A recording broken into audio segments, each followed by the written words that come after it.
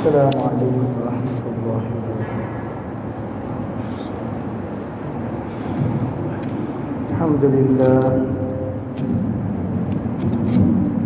الحمد لله نحمده ونستعينه ونستغفره ونؤمن به ونتوكل عليه ونعوذ بالله من شرور أنفسنا ومن سيئات أعمالنا. من يهده الله فلا مضل له ومن يضلله فلا هادي له. ونشهد أن لا إله إلا الله وحده لا شريك له.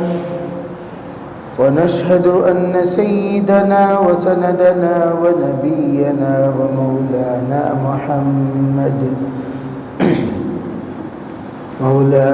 محمدا عبده ورسوله صلى الله عليه وعلى آله وأصحابه وبارك وسلم تسليما كثيرا كثيرا. أما بعد فأعوذ بالله من الشيطان الرجيم. بسم الله الرحمن الرحيم. فيها أربعة حرم. وقال النبي صلى الله عليه وسلم: رجب شهر الله، شعبان شهري، رمضان شهر أمتي، أو كما قال عليه الصلاة والسلام.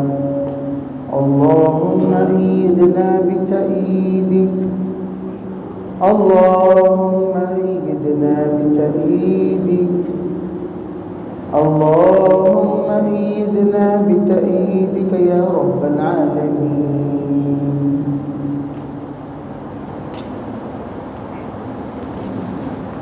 محترم معزز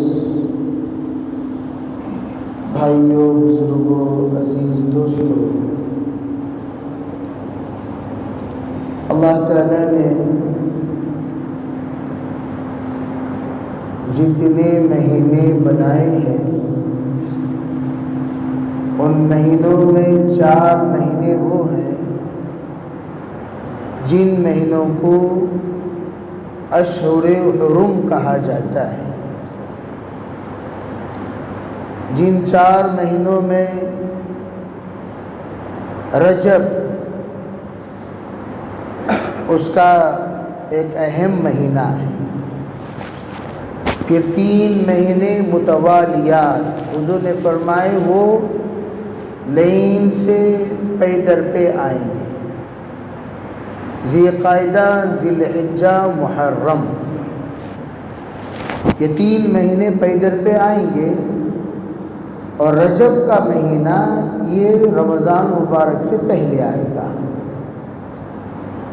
اور حضور علیہ السلام نے فرمایا رجب یہ اللہ کا مہینہ ہے، اس کو شہر العصم بھی کہا جاتا ہے. یعنی اس مہینے میں لوگ پورے کے پورے گونگے ہو جاتے ہیں.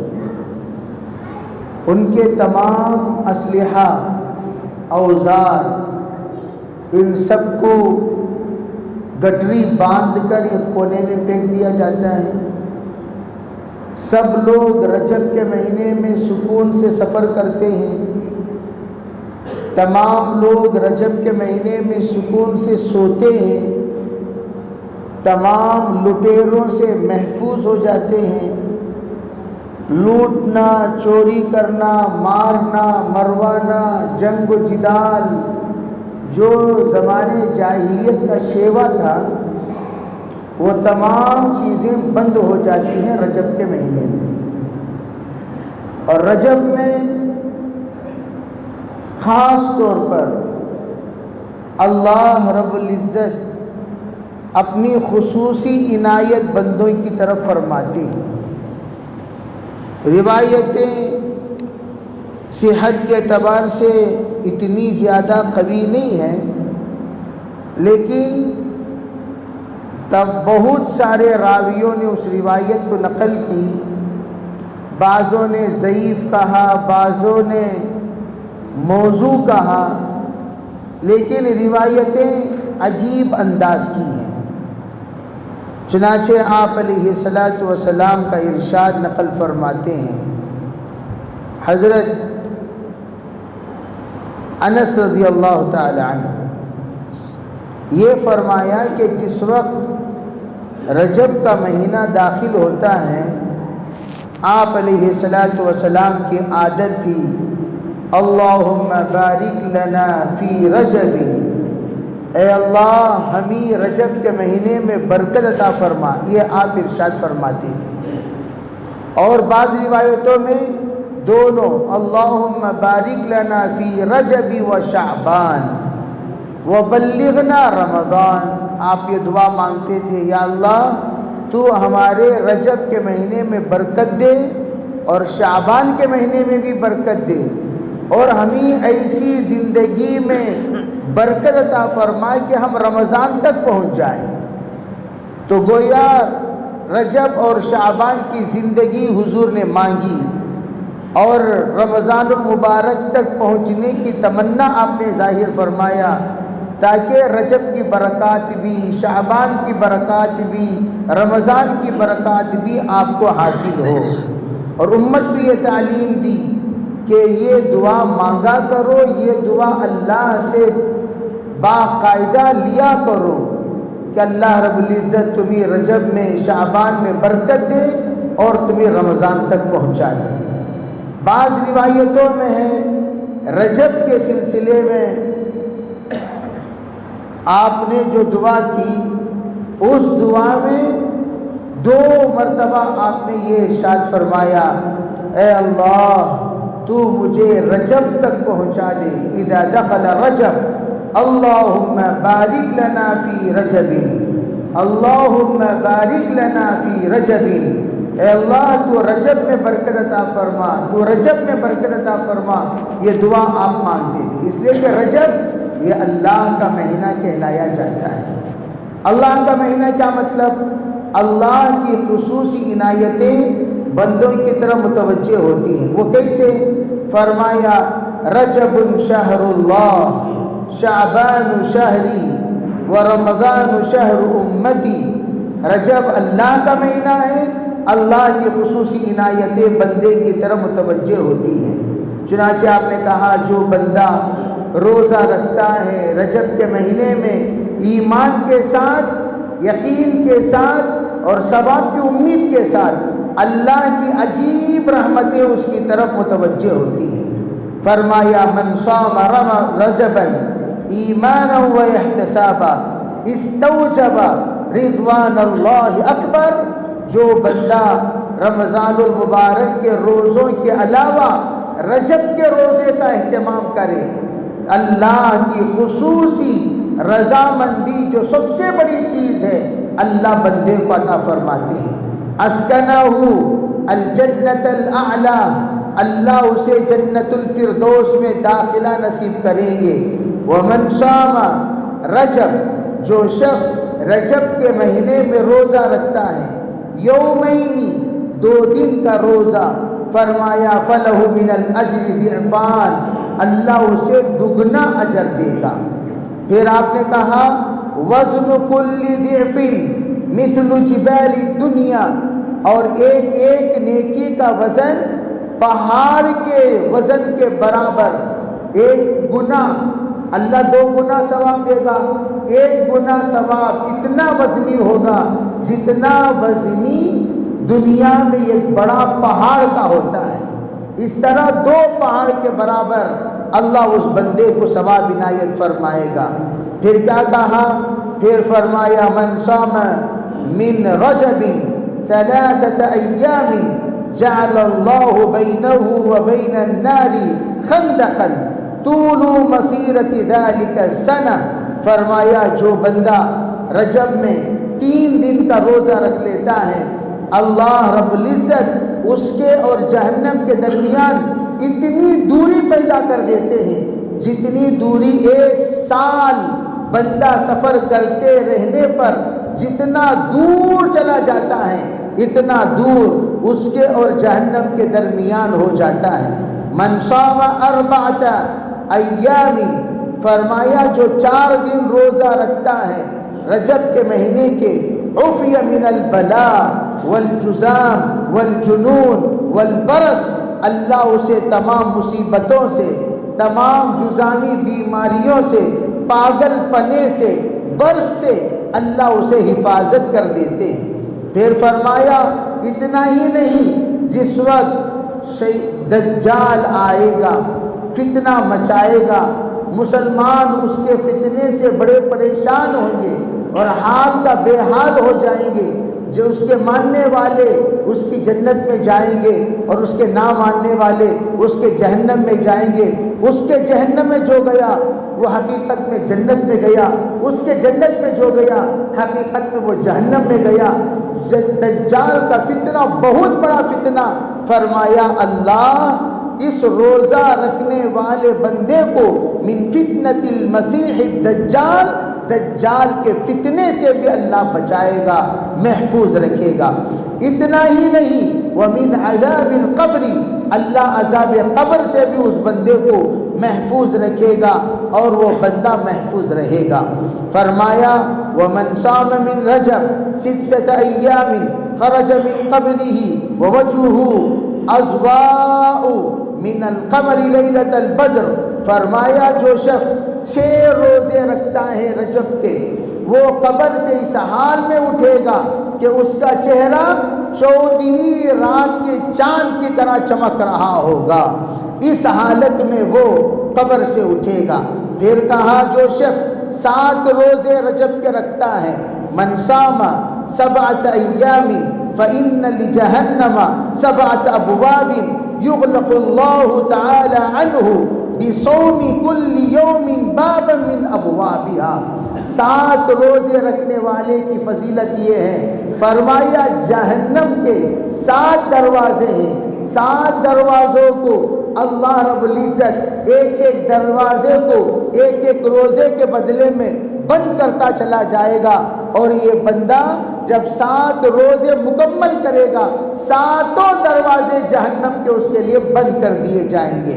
پھر آگے کیا فرمایا، من صام من رجب 8 ایام، فرمایا جو شخص رجب کے 8 روزے رکھتا ہے، فإن للجنة 8 ابواب، جنت کے 8 دروازے ہیں، یفتح له بصوم کل یوم، فرمایا جب یہ بندہ روزہ رکھے گا ہر روزے کے بدلے میں ایک ایک دروازہ کھلتا چلا جائے گا، ایک ایک دروازہ کھلتا چلا جائے گا، یہاں تک کہ جب وہ 8 روزے رکھ کر مکمل کرے گا، فرمایا اس کے لیے جنت کے تمام دروازے کھل جائیں گے، جتنے دروازے جنت کے ہیں 8 دروازے ہیں، 8 کے 8 کھل جائیں گے۔ پھر آگے کیا فرمایا، من صام من رجب 9 ایام، جو رجب کے 9 روزے رکھتا ہے، مکمل 9 روزے رکھتا ہے، خرج من قبرہ، وہ قبر سے اس حال میں نکلے گا، اس حال میں آئے گا، اس حال میں اٹھے گا، وہو ینادی، وہ یوں کہتا ہوا ہوگا، لا الہ الا اللہ، لا الہ الا اللہ، فرمایا کہ وہ کلمہ طیبہ پڑھتا ہوا قبر سے باہر نکلے گا، اس حال میں اس بندے کی قبر سے اٹھنا ہوگا۔ پھر فرمایا فلا يرد وجهه دون الجنہ، فرمایا اس کا چہرہ سوائے جنت کے کسی اور طرف رخ نہیں کرے گا، وہ جنت کی طرف چلتا چلا جائے گا۔ ومن صام من رجب 10 ایام، جو رجب کے 10 دن کا روزہ رکھ لے، فرمایا جعل اللہ له على كل میل من الصراط فراشا یستریح علیہ، فرمایا اللہ رب العزت اس بندے کے لیے ہر میل پر ایک راستہ بنائے گا، اس راستے میں ایک فرش بچھائے گا، اس فرش میں یہ لیٹ کر آرام کرتا ہوا جنت کی طرف آگے بڑھتا ہوا چلا جائے گا۔ وَمَنْ صَامَ مِنْ رَجَبْ 11 يَوْمًا، جو 11 دن رجب کے مہینے کا روزہ رکھے، لم یرا فی القیام عبد افضل منہ الا من صام مثلہ او زاد علیہ، اس سے بڑھ کر قیامت کے دن کوئی فضیلت والا نہیں ہوگا الا یہ کہ جو اسی طرح 11 روزے رکھنے والا ہو یا اس سے زیادہ روزے رکھا ہوا ہو، اس کے علاوہ کوئی اور اس کی برابر فضیلت والا، شان والا، شوکت والا، عزت والا، مقام والا، مرتبہ والا نہیں ہوگا۔ پھر کیا فرمایا؟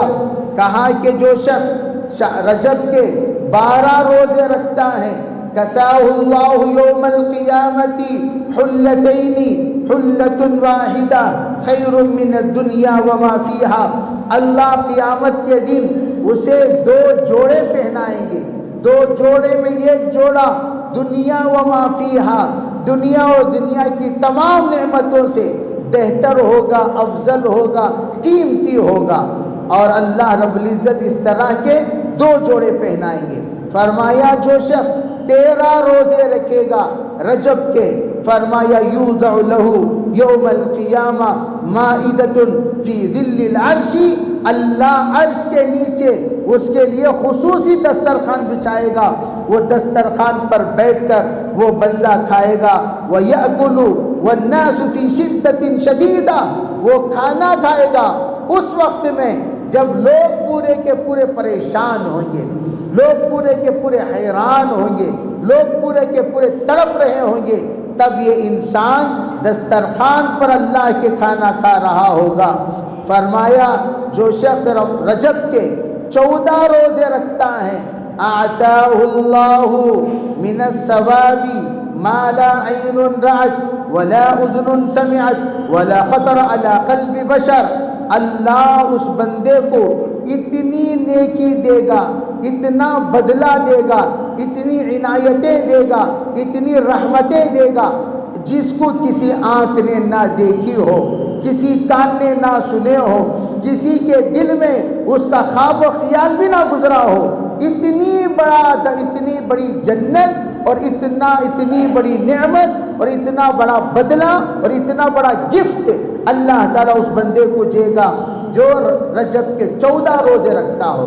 اور جو اللہ کا بندہ 15 روزے رکھ لے رجب کے مہینے کے، فرمایا اللہ رب العزت وقفہ اللہ یوم القیامہ موفق الآمنین، اللہ رب العزت قیامت کے دن ایسی جگہ پر اسے جگہ دے گا جہاں پر امن و امان ہوگا، کسی بھی طرح کا خوف نہیں، کسی بھی طرح کی خشیت نہیں، کسی بھی طرح کا ڈر نہیں، کسی بھی طرح کی ہیبت نہیں، ہر اعتبار سے محفوظ، ہر اعتبار سے مأمون، ہر اعتبار سے خوشخبری کی جگہ ہوگی۔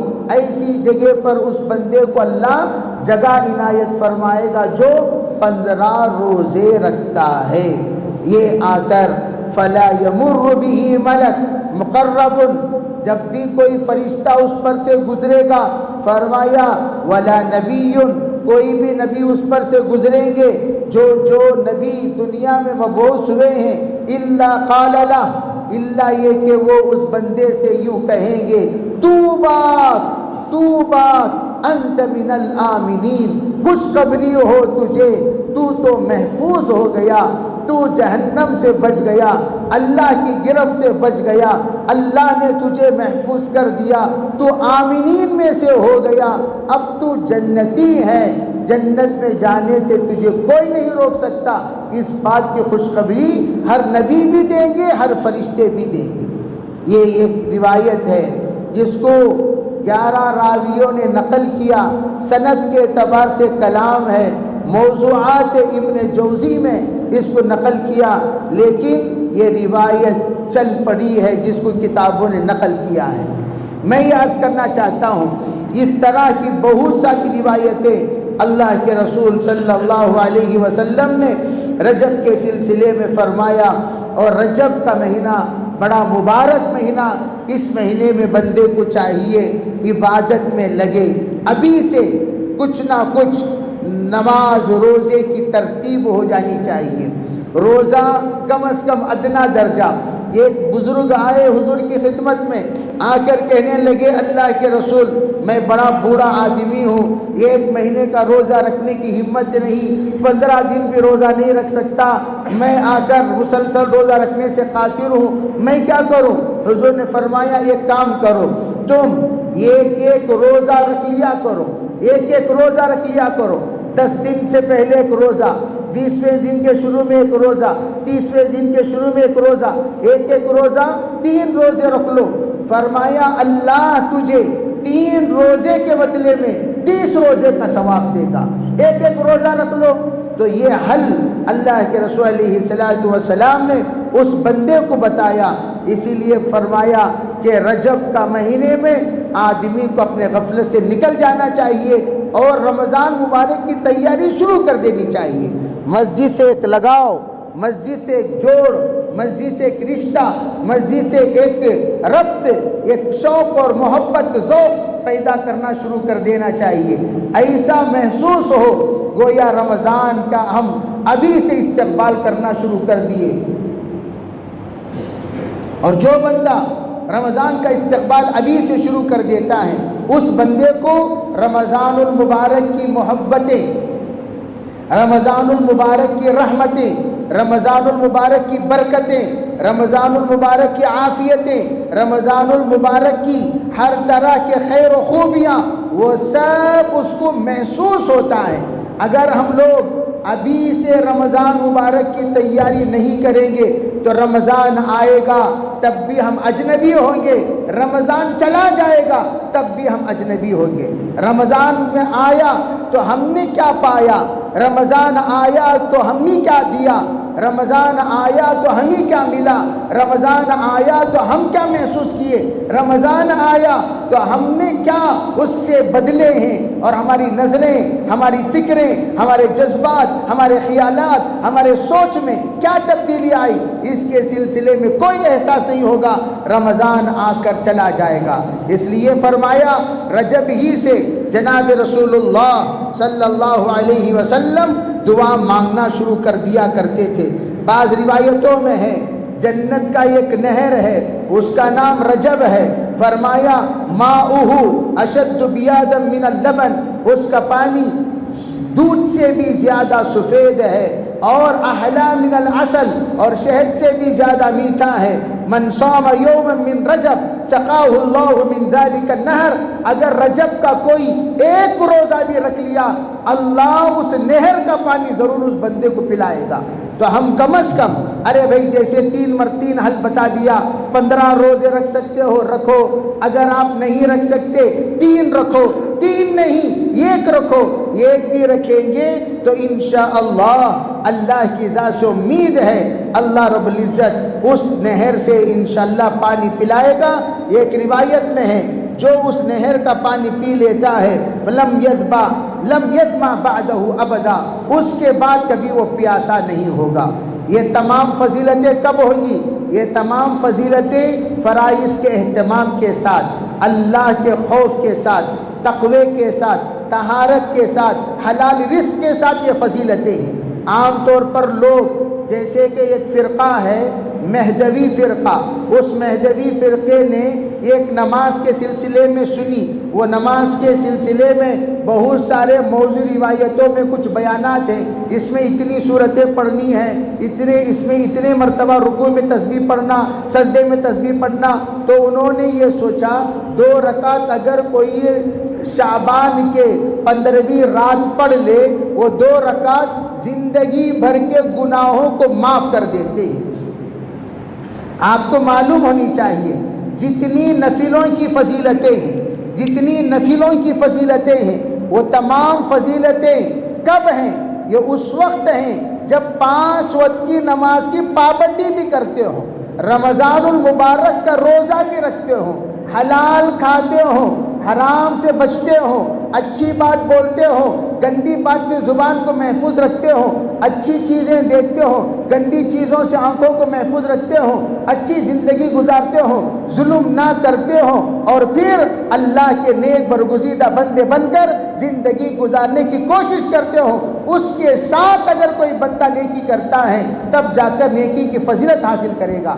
یہاں تک کہ علماء نے کیا فرمایا، اگر کوئی فجر چھوڑ کر اشراق پڑھے، غور سے میری بات سننا، اگر کوئی فجر چھوڑ کر اشراق پڑھے یہ سوچ کر چلو بھئی اشراق پڑھنے سے اللہ حج اور عمرے کا ثواب دیتا ہے، اس نے 2 رکعت نماز اشراق کی پڑھ لی، اشراق پڑھنے سے اللہ صبح سے شام تک کا کام اپنے ذمے لے لیتا ہے، تو اس نے اشراق پڑھ لی، فرمایا فجر چھوڑ دیا تو فجر کے چھوڑنے کی نحوست اتنی بڑی رہتی ہے، اشراق کی فضیلت اس کا ٹکر نہیں لے سکتی، اشراق اس کا مقابلہ نہیں کر سکتی، اشراق کی نماز اس کے مقابلے میں نہیں آ سکتی، اس لیے کہ فجر چھوڑ کر اتنا بڑا منحوس ہو گیا۔ اس کی مثال ہمارے اکابر نے ایسی دی، ایک آدمی سنڈاس میں جا کر عطر لگاتا ہو، خوشبو محسوس ہوگا، ارے بھائی سنڈاس سے پہلے نکلو، گندگی سے پہلے نکلو، آپ پہلے پاک ماحول میں آؤ، پاک جگہ پر آؤ، پاک فضا میں آؤ، پھر آ کر عطر لگاؤ، تب جا کر عطر کی خوشبو آپ کو محسوس ہوگی۔ آپ سنڈاس میں ہیں اور عطر لگا رہے ہیں تو آپ سے بڑا پاگل کون ہوگا؟ فجر تو چھوڑ دیا، اشراق کا اہتمام ہے، فجر تو چھوڑ دیا، چاش کا اہتمام ہے، فجر تو ترک کر دیا۔ اللہ اتنا غصے میں ہے کہ تیرے اس اشراق کی طرف اللہ توجہ نہیں دے گا، تیرے اس چاش کی طرف اللہ توجہ نہیں دے گا۔ ہاں تیرا ارادہ فجر پڑھنے کا تھا، پھر بھی تو نے سو گیا تو اللہ دیکھتا ہے میرا بندہ توبہ کرتا ہے کہ نہیں کرتا۔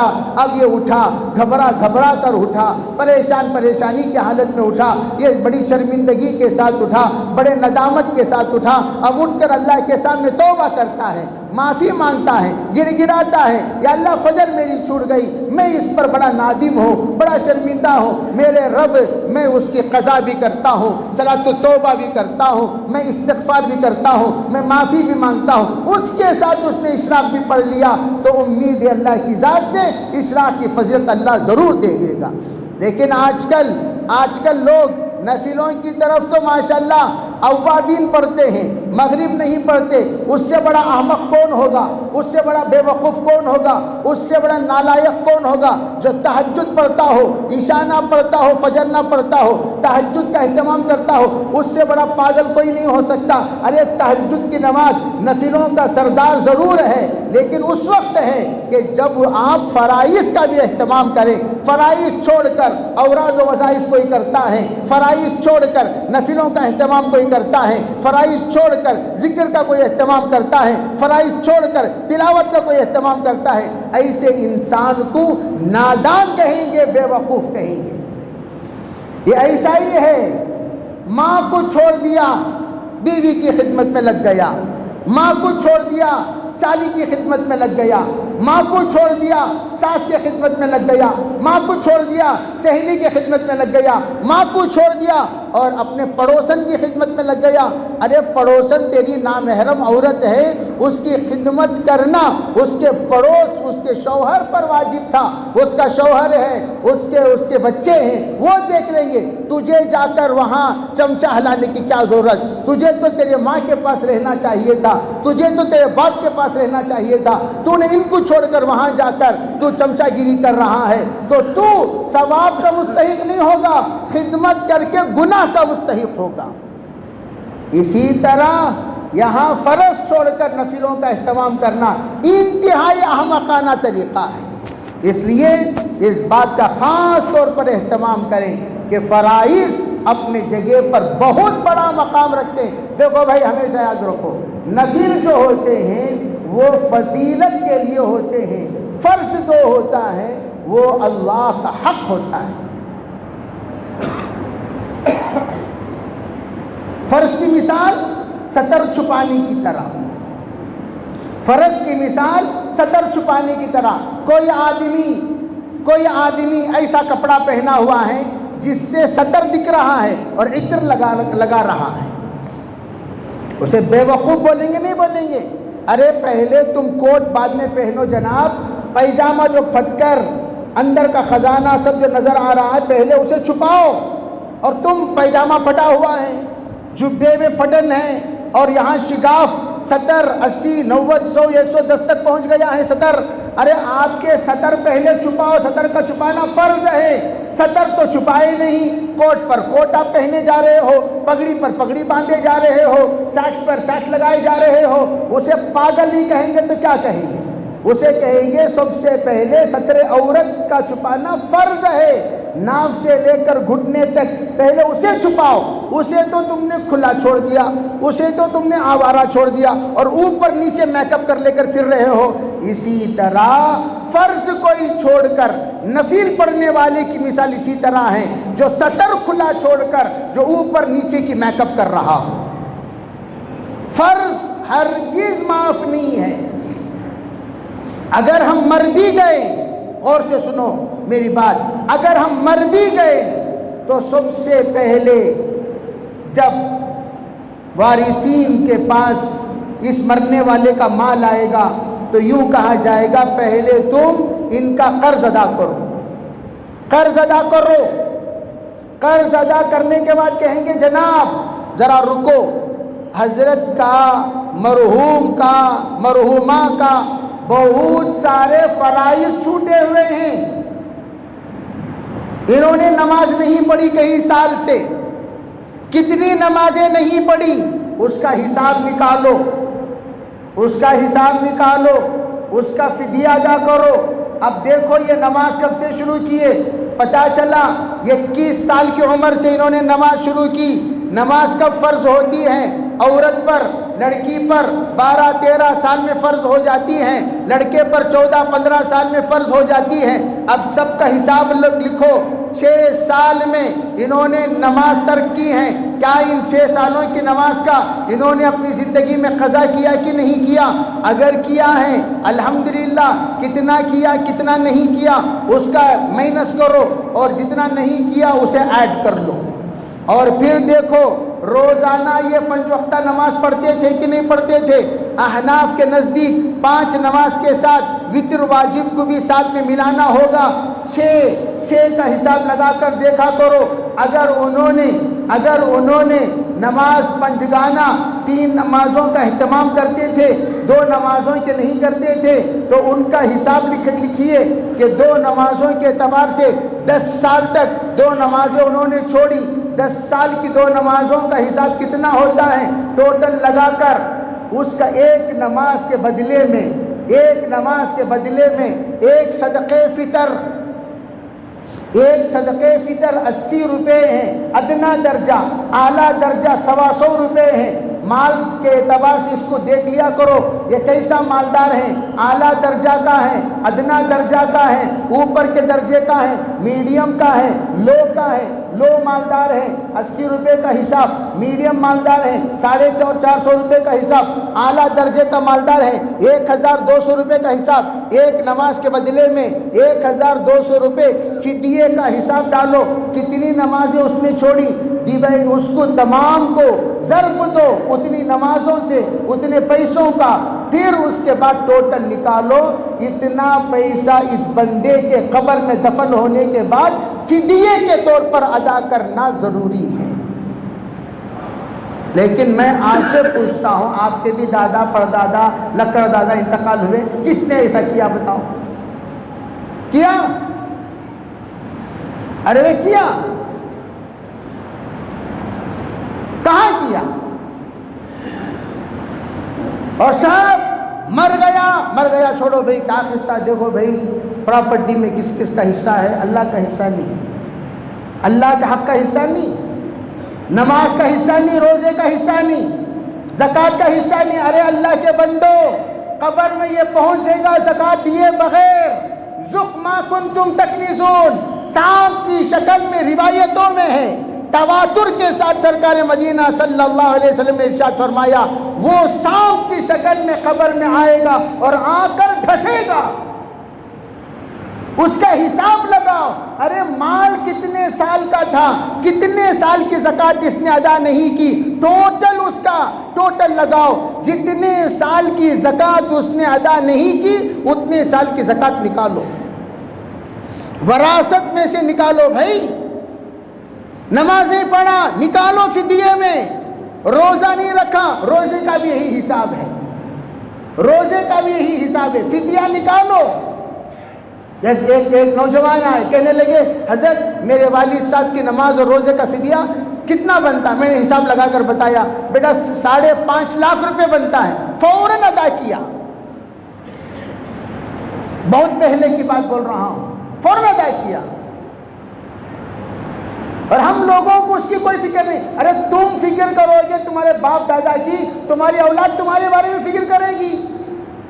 تمہیں جزاک اللہ بول کر رکھ لیے تو تمہارا بیٹا بھی ایک دمڑی کا پیسہ نہیں دے گا تمہارے نام سے. یاد رکھنا کما تدین تدان, جیسے تم رہو گے ویسی تمہاری اولاد. اگر تم نے تمہارے باپ داداؤں کے قرض ادا کرنے کی فکر کی, تم نے تمہارے باپ داداؤں کا فرض ادا کرنے کی فکر کی, تم نے تمہارے باپ داداؤں کے وصیت ادا کرنے کی فکر کی, یاد رکھنا تمہاری اولاد تمہاری وصیت کی قدر کرے گی, تمہارے نمازوں کی فکر کرے گی, تمہارے زکوٰۃ کی فکر کرے گی, تمہارے حج کی فکر کرے گی. اگر تم میں سے کوئی حج نہیں کیا, اگر باپ کے اوپر حج فرض تھا نہیں کیا مر گیا تو باقاعدہ اس کے بدلے میں حج بدل کرنا ہوگا.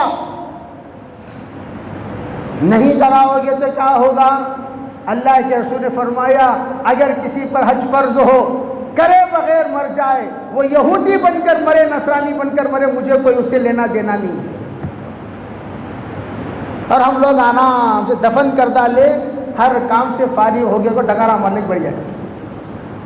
فارغ ہو گئے. کہاں فارغ ہوئے؟ زندگی کی ہسٹری لو جی حضرت. پوچھو ان کی بیوی سے کتنے نمازاں پڑھے, پوچھو ان کے اولاد سے کتنے روزے رکھے, کتنے بار زکوٰۃ دیے, کیا حساب سے زکوٰۃ دیے. خالی 4 لنگیاں بانٹ ڈال کو زکوٰۃ کا حق ادا نہیں ہو جاتا. 4 لنگیاں بانٹ ڈالے خوش, میں حاتم تائی بن گیا ہوں. 4 پٹلم کا کھانا بانٹ ڈالے خوش.